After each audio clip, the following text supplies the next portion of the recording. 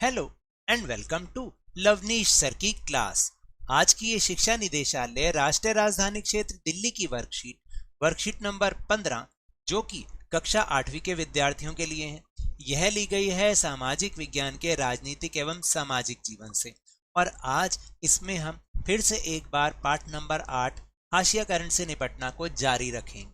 तो आज की वर्कशीट में हम ये जानेंगे कि हाशियाकरण से कैसे कैसे निपटा जा सकता है।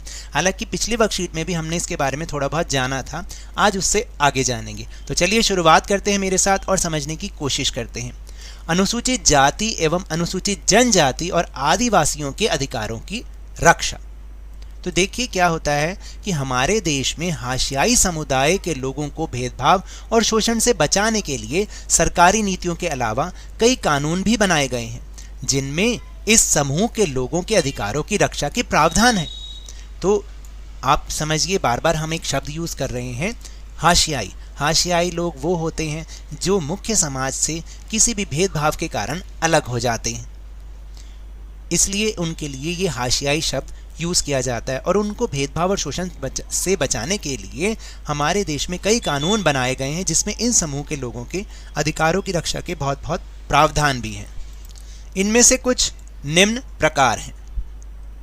इनमें जो सबसे महत्वपूर्ण है वो है अनुसूचित जाति एससी एवं अनुसूचित जनजाति एसटी अत्याचार निवारण अधिनियम 1989। यानी 1989 में एक अधिनियम, एक कानून बनाया गया जो अनुसूचित जाति जनजाति के लोगों को उनके ऊपर हुए अत्याचारों को बचाने के लिए, उनको बचाने के लिए ये बनाया गया। इसके क्या क्या प्रावधान है या क्या क्या बातें हैं वो निम्नलिखित हैं।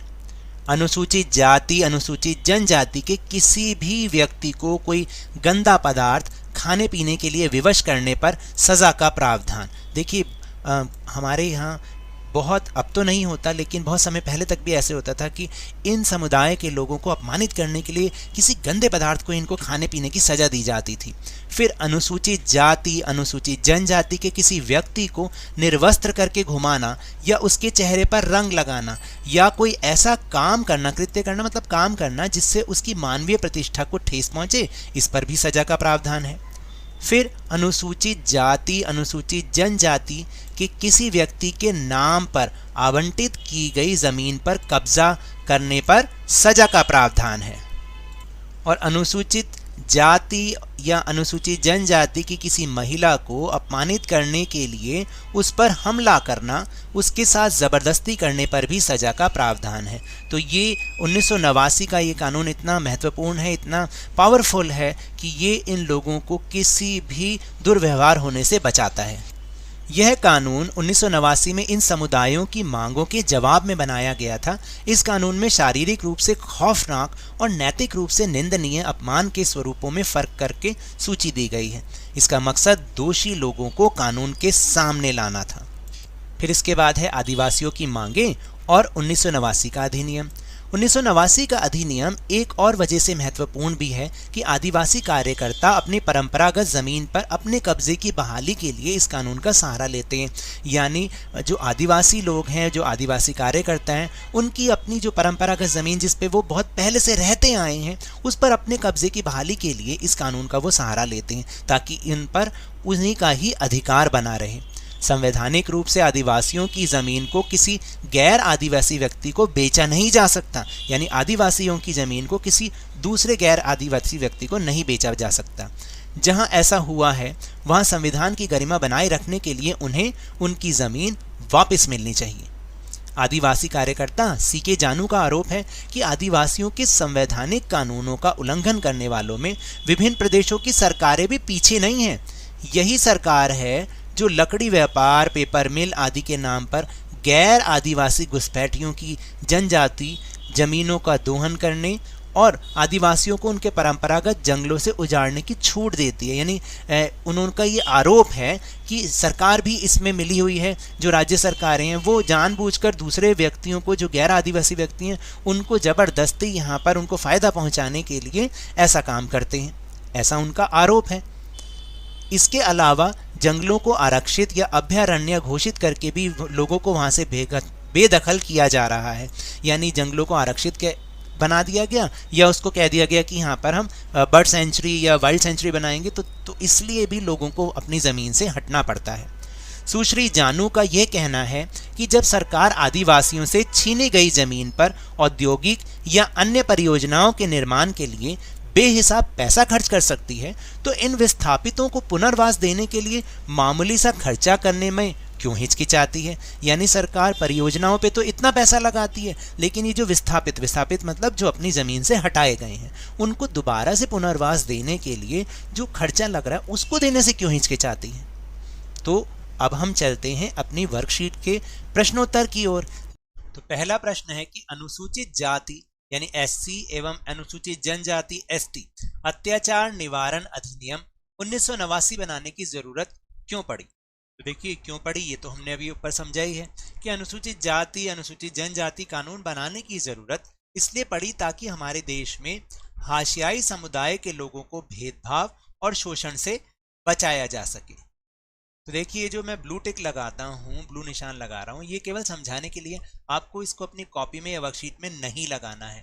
और टेलीग्राम ऐप पर भी हमने अपना चैनल लवनीश सर की क्लास बनाया है, जिसका लिंक आपको इस वीडियो के डिस्क्रिप्शन बॉक्स में मिलेगा। वहां से आप हमारे चैनल से जुड़िए और इस वीडियो का लिंक और आपकी क्लास की दूसरी और इम्पॉर्टेंट वीडियो का लिंक्स भी आपको वहां पर ईजिली अवेलेबल होगा, आपको कहीं ढूंढने की जरूरत नहीं पड़ेगी।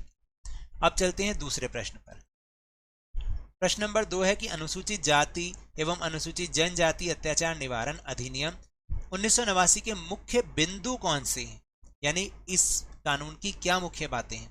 तो इस कानून के मुख्य बिंदु हैं, पहला कि अनुसूचित जाति अनुसूचित जनजाति के किसी व्यक्ति को कोई गंदा पदार्थ खाने पीने के लिए विवश करने पर सजा का प्रावधान, यानी सजा मिल सकती है उसको हम जबरदस्ती कोई गंदा पदार्थ खिलाएं।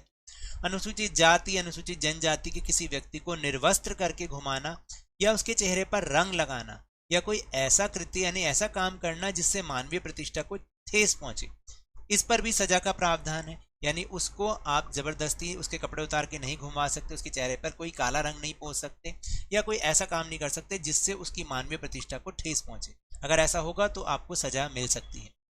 फिर अनुसूचित जाति अनुसूचित जनजाति के किसी व्यक्ति के नाम पर आवंटित की गई जमीन पर कब्जा करने पर सजा का प्रावधान। यदि जमीन तो उनके नाम है अनुसूचित जाति या जनजाति वालों के नाम और कोई दूसरा व्यक्ति आके कब्जा कर ले तो इस पर भी सजा मिलेगी।